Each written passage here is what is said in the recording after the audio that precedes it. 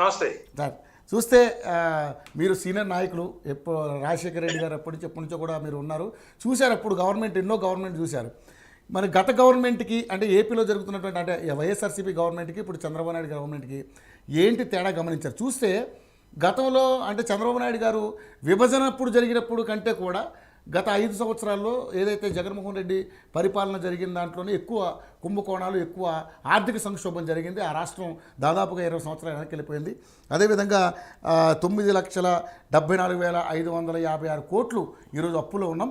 ఇంకా అంటే పెండింగ్లో ఉన్న బిల్లులు కూడా దాదాపుగా 1,35,224 కోట్లు ఇంకా ఉన్నాయి. ఇంకెన్ని పూర్తిగా వివరాలు అన్నీ సేకరిస్తే ఇంకా ఎంత అప్పు తెలుస్తుందో తెలియదు అనే పరిస్థితిలో ఉంది.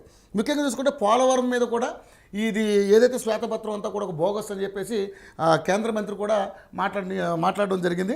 సో ఏంటి సార్ మీరేమనుకుంటున్నారు? మీరు కూడా చూశారు, ఇవన్నీ పరిస్థితులను చూస్తున్నారు, మీకేమనిపిస్తుంది? ఇప్పుడు అప్పులకు సంబంధించి చంద్రబాబు నాయుడు గారు చెప్పింది కరెక్టే, జగన్మోహన్ రెడ్డి గారు చెప్పింది కరెక్టే. ఓకే, ఇది ఊరికి అనవసరంగా రాద్ధాంతం చేసుకుంటున్నారు ఫిగర్స్ మీద. అంతేనా? చంద్రబాబు నాయుడు గారు ఏం చెప్పారు? మొత్తం రుణాలు 9.74 లక్షల కోట్ల రూపాయలు. అవును, ఇది మొత్తం కుమిలేటివ్ మొత్తం ఇంతవరకు రాష్ట్ర విభజన సందర్భంగా వచ్చింది, తర్వాత 5 ఏళ్ళ టీడీపీ పాలనలో వచ్చింది, ప్లస్ ఇప్పుడంతా కలుపుకొని 9.74 లక్షల కోట్లు మొత్తం రుణాలు. పెండింగ్ బిల్స్ వచ్చేసి 1.35 లక్షల కోట్లు. అవును, ఈ బ్రేకప్ కూడా చెప్పారు. 9.74 లక్షల కోట్లలో బ్రేకప్ వచ్చేసి 1956 నుంచి 2014 వరకు 58 సంవత్సరాలలో నీలం సంజీవ్ రెడ్డి మొదలుకొని కిరణ్ కుమార్ రెడ్డి వరకు 16 మంది ముఖ్యమంత్రుల పాలనా కాలంలో చేసిన అప్పు రాష్ట్ర వాటాగా వచ్చింది 1.18 లక్షల కోట్లు. 1.18 లక్షల కోట్లు. 2014 నుంచి 2019 వరకు చంద్రబాబు ప్రభుత్వం చేసిన అప్పు 2.55 లక్షల కోట్లు. అదనంగా దానికి 2019 నుండి 2024 వరకు జగన్ ప్రభుత్వం చేసిన అదనపు అప్పు 6 లక్షల కోట్ల రూపాయలు. ఇది ఓవరాల్ గా 9.74 లక్షల కోట్లలో బ్రేకప్. ఇది 1956 నుంచి 2014 వరకు 1.18 లక్షల కోట్లు, 2014 నుంచి 2019 వరకు అదనంగా 2.55 లక్షల కోట్లు, 2019-2024 వరకు అదనపు వచ్చేసి 6 లక్షల కోట్లు. కాబట్టి ఇది జగన్మోహన్ రెడ్డి చెప్పింది అదే, ఆయన చెప్పింది ఇదే. దీనికి అదనంగా వచ్చేసి పెండింగ్ బిల్స్ వచ్చేసి 1.35 లక్షల కోట్లు ఉన్నాయి. ఇది ఓవరాల్ గా. కాబట్టి దీన్ని కంపేర్ చేస్తే గత ప్రభుత్వాల కంటే చంద్రబాబు ప్రభుత్వం ఎక్కువ అప్పు చేసింది. చంద్రబాబు ప్రభుత్వం చేసిన అప్పు కంటే జగన్మోహన్ రెడ్డి ప్రభుత్వం ఎక్కువ అప్పు చేసింది. దీంతో పోలిస్తే కేంద్ర ప్రభుత్వం ఇంకా ఎక్కువ చేసింది. కేంద్ర ప్రభుత్వం ఎవరు పట్టించుకోవడం లేదు. కేంద్ర ప్రభుత్వం అప్పు వచ్చేసి 1947 నుంచి 2014 వరకు 67 సంవత్సరాలలో పండిట్ నెహ్రూ మొదలుకొని మన్మోహన్ సింగ్ వరకు 13 మంది ప్రధానుల కాలంలో చేసిన కుములేటివ్ అప్పు 46 లక్షల కోట్లు అయితే, ఈ 10 సంవత్సరాల్లో మోడీ గారి ప్రభుత్వం చేసిన అప్పు అదనంగా 123 లక్షల కోట్ల రూపాయలు. ఓవరాల్ గా ఇప్పుడు కేంద్ర ప్రభుత్వం అప్పు 169 లక్షల కోట్ల రూపాయలు. దాంట్లో 67 సంవత్సరాలు, 123 10 సంవత్సరాలు. కాబట్టి దీని మొత్తము 9.74 కోట్లు మొత్తం జగన్మోహన్ రెడ్డి చేసింది అని వీళ్ళు అనుకొని ఆ టైప్ అంటున్నారు. అతను చెప్పింది మొత్తం కుములేటివ్. దాంట్లో 1.18 2014 ముందు ఉంది, 2014-19 చేసిన 2.55 ఉంది, ప్లస్ ఇది 1.6 ఉంది. పెండింగ్ బిల్స్ వచ్చేసి 1.35. కాబట్టి దీని గురించి ఓవర్గా శ్వేతపత్రంలోని ప్రకారం చెప్తున్నాను నేను, మిగతా వచ్చేసి చెప్పడం లేదు. కాబట్టి ఇది ఓవరాల్ గా రాష్ట్రం వచ్చేసి కొంత అప్పులు ఎక్కువగా ఉన్నాయి, జాగ్రత్త తీసుకోవాల్సిన అవసరం ఉంది.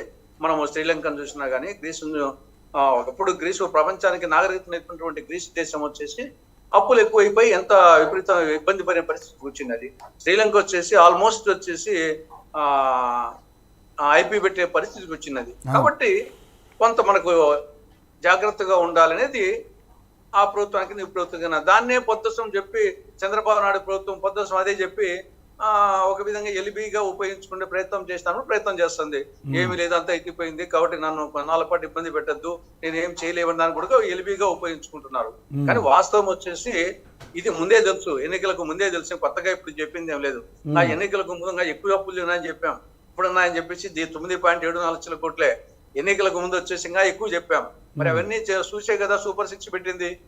కాబట్టి ఇది అప్పులకు సంబంధించి. ఇంకా అరాచకానికి సంబంధించి జగన్మోహన్ రెడ్డి గారి ప్రభుత్వము ఓడిపోయేదానికి అనేక కారణాలు, కన్నుని చావుకు అనేక కారణాలు ఉన్నప్పటికీ ప్రధాన కారణం వచ్చేసి లా అండ్ ఆర్డర్ వచ్చేసి ఫెయిల్యూర్ కావడం అనేది ఒక ప్రధాన కారణం. అది వచ్చేసి మిగతా కారణాలు ఉండొచ్చు, ఇది కూడా ఒక ప్రధాన కారణం.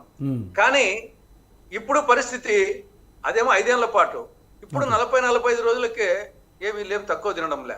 పెనం మీద నుండి పొయ్యిలో పడ్డట్టు పరిస్థితి అయింది. దాంట్లో సంఖ్య 36, 3 that is different issue. Overall గా వచ్చేసి ఇక్కడ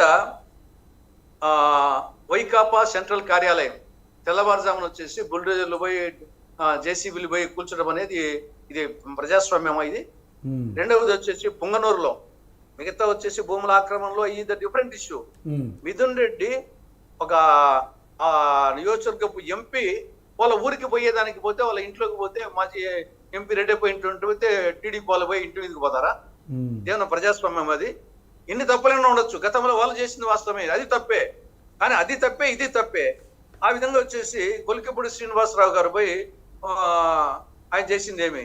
తర్వాత ఎన్టీఆర్ వైఎస్ఆర్ విగ్రహాలను వచ్చేసి గుంటూరులో కానీ అనంతపురంలో కానీ.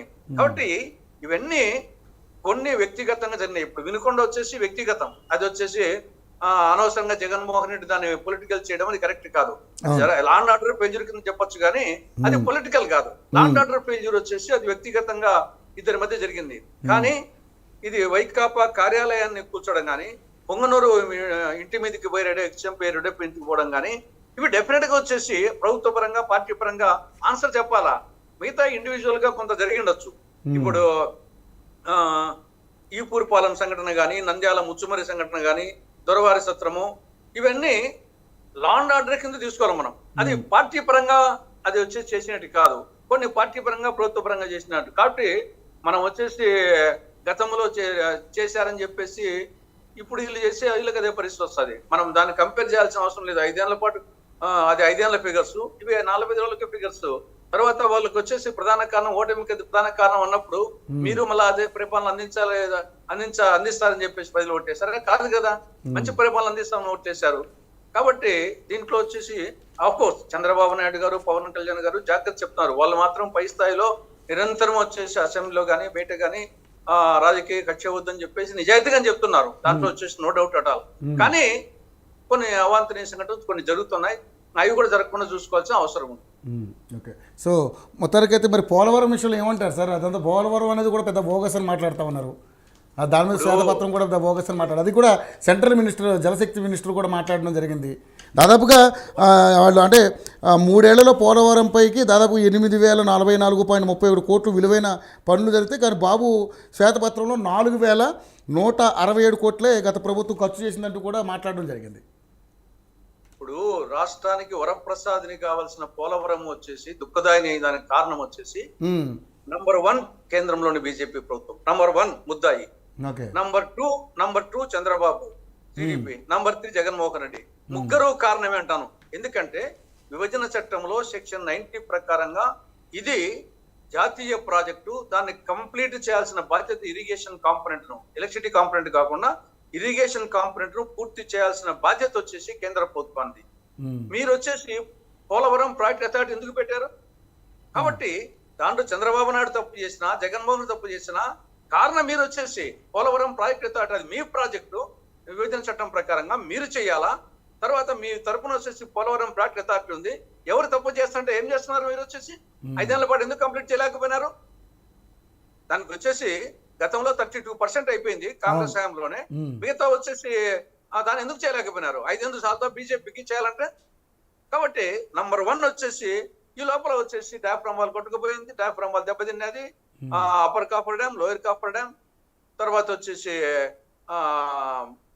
బండు అన్ని దెబ్బతినిపోయి ఈ రోజు మళ్ళీ తులసిరెడ్డి గారు ప్రతిసారి కూడా జగన్మోహన్ రెడ్డి ఏదైతే ఈ శాసనసభలో ప్రతిసారి కూడా చెప్పడం ఏంటంటే, ఈ 2021 ఖరీఫ్ కల్లా పోలవరం పూర్తి చేస్తాం, 2022 కల్లా ఖరీఫ్ కల్లా పోలవరం పూర్తి చేస్తాం, 2023 ఖరీఫ్ కల్లా పోలవరం పూర్తి చేస్తామని 2024 వరకు వచ్చారు. సో ఏంటి అసలు నిజంగానే అసలు కనీసం ఒక తట్టడి మట్టిన పోసిన దాఖలాలు కనిపించినాయా? నేను ఈ ముందు నంబర్ 1 కల్ప్రిట్ వచ్చేసి బీజేపీ అంటే కేంద్ర ప్రభుత్వము, ఇది వాళ్ళ బాధ్యత. తర్వాత వచ్చేసి పోలవరం ప్రాజెక్ట్ అథారిటీ ఉంది ఇప్పుడు కూడా, అది టీడీపీ హయాంలో ఉంది, వీళ్ళు హయాం ఉంది. ఉమ్, కాబట్టి ఏం చేసినా వీళ్ళు వచ్చేసి మొత్తం త్రూ పీపీఎఫ్ ద్వారా పోయాల్సిందే కేంద్ర ప్రభుత్వం దృష్టికి. ఓకే. కాబట్టి ఏం చేస్తుంది మీరు వచ్చేసి వీళ్ళు తప్పు చేశారనుకోండి, చంద్రబాబు నాయుడు తప్పు చేసినా, జగన్మోహన్ తప్పు చేసినా, మీరు ఏం చేస్తున్నారు? మీ బాధ్యత, మీరు చేయాల్సిన బాధ్యత మీ పీపీఏ, మీ అధీనంలో ఉంది. పీపీఏ ద్వారా మీరు ఆన్సర్ చెప్పాలా? ఉమ్, కాబట్టి వీళ్ళేందో ఊరికే వాళ్ళ మీద వీళ్ళు కొట్టాడుకొని ఇంత నాటకం ఆడుతున్నారు. కానీ దీనికి నంబర్ 1 వచ్చేసి ముద్దాయి వచ్చేసి కేంద్రంలోని మోడీ ప్రభుత్వం. దీని ఈ రోజు వచ్చేసి ఇప్పటి వరకు డిపిఆర్ వచ్చేసి అప్రూవ్ చేయలే. ఇప్పటి వరకు వచ్చేసి ల్యాండ్ ఎక్విజిషన్ R&R కు సంబంధించి క్లారిఫికేషన్ ఇవ్వలేదు. మేమే భరిస్తామని చెప్పేసి ఉమ్, మీరు సకాలంలో నిధులు విడుదల చేయకుండా సకాలంలో డిపిఆర్ అప్రూవల్ చేయని కారణంగా లేట్ అయిపోయింది. దాని పర్యవసానంగా వచ్చేసి 2019 వచ్చిన వరదలకు వచ్చేసి డయాఫ్రామ్ వాల్ వచ్చేసి కొంత దెబ్బతిన్నది, అప్పర్ కాపర్ డ్యామ్ దెబ్బతిన్నది, లోయర్ కాపర్ డ్యామ్ దెబ్బతిన్నది, గైడ్ బండ్ దెబ్బతిన్నది. ఇవన్నీ కారణం వచ్చేసి మీరు సకాలంలో నిధులు విడుదల చేయని కారణంగా మీరు డిపిఆర్ అప్రూవల్ ఇప్పటికీ కాలేదు. డిపిఆర్ అప్రూవల్ అప్పుడు కాలేదు, ఇప్పుడు చంద్రబాబు నాయుడు హయాంలో కాలేదు, ఇప్పుడు కాలేదు, ఈనాటికి కాలేదు. ఉమ్, డిపిఆర్ అప్రూవల్ కేంద్ర ప్రభుత్వం చేయాలా, ఇప్పటికి అప్రూవల్ కాలేదు. కాబట్టి మొత్తం వచ్చేసి దీనికి ముద్దాయి వచ్చేసేసి కేంద్ర ప్రభుత్వం. సరే ఇప్పటికైనా సరే దానికి ఏదో అడిగారు వచ్చేసి ఇప్పుడు కనీసం కావాలంటే 50,000 కోట్లు కావాలా, ఏది దెబ్బతిన్నేటి మిగతా ల్యాండ్ ఎక్విజిషన్ కు అన్ని కావాలంటే 50,000 కోట్లు కావాలా. 50,000, సరే వాళ్ళు భరిస్తే కన్నా సంతోషం ఇప్పటికైనా సరే. ఉమ్. కానీ 15,000 కోట్లు అయితే మంజూరు చేయడం జరిగింది. అది గ్రాంటా లేదా అనేది అది ఇంకా అమరావతికి చెప్పేది. ఉమ్, పోలవరానికి ఇంతవరకు ఏం చేయలే. ఏం చేయలేదు. అదే ఓకే. ఏం 50,000 కోట్లు ఉంది పోలవరానికి. అంతా ఇంకా ముందు వచ్చేసి నవంబర్ నుంచి మొదలు పెడుతుంటున్నారు. ఇప్పటి వరకు నవంబర్ వరకు అసలు ఏళ్ళు పెట్టేదానికి లేదు. ఓకే. ఈ లోపల మిగతా అన్ని వర్క్ లో చూసుకోవాల్సిందే. కానీ అడిగి ఎంటర్ కావాలంటే నవంబర్ తర్వాతనే ఎంటర్ కావాలా. నవంబర్ వరకు ఏమి వాళ్ళు డబ్బులు ఇచ్చినా చేసే పరిస్థితి లేదు. Right sir. అంపసాని రాజేష్ గారితో మాట్లాడదాం సార్. చూస్తున్నారు మీరు